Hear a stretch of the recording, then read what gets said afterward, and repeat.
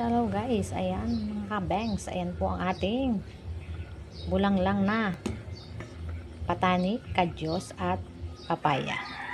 Yan ang bunga ng hiningi natin sa kapitbahay na patani at binili ko ang kadyos sa palengke. Nagtira tayo ng ganang atin kanina at para gulayin. Ayan. So guys, ito na yung ating hining gulay sa kapitbahay at saka yung binili nating kadyos. Ayan. Yung kadyos guys, yung puti, yung maliliit na bilog. Ito. Ito guys, ang kadyos. Ito. Wait ha. Yan guys, yung maliliit na yellow na yan, yan ang kadyos guys. At ito yung patani. Ito, yan. Yan yung patani guys. At ayun yung papaya kanina guys. Ayan. Sinama na rin natin. Bulang lang yan guys.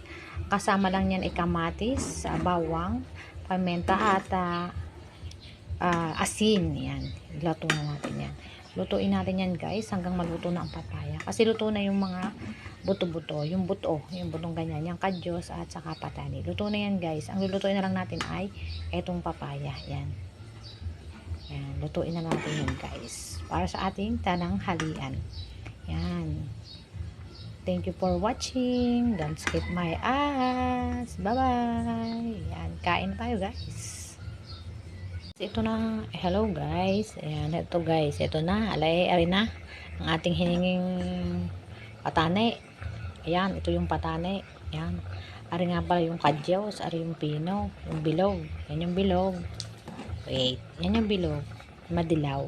Yan po ang kadyos. Ito naman pong ito. Itong medyo yan, isang yan naman po ang patani na hiningi natin sa ating kapitbahay. Yan, niluto natin, binulang lang natin. Ang ingredients lang naman yung bawang, kamates, at saka asin, ayan, paminta, ayan. O, tapos isinamahan natin ng papaya para masarap. Yan, may sabaw na tayo guys. Ayos na ayos ito sa ating pritong isda. Ayan. Ayan. Don't skip my ads. Thank you for watching. Bye.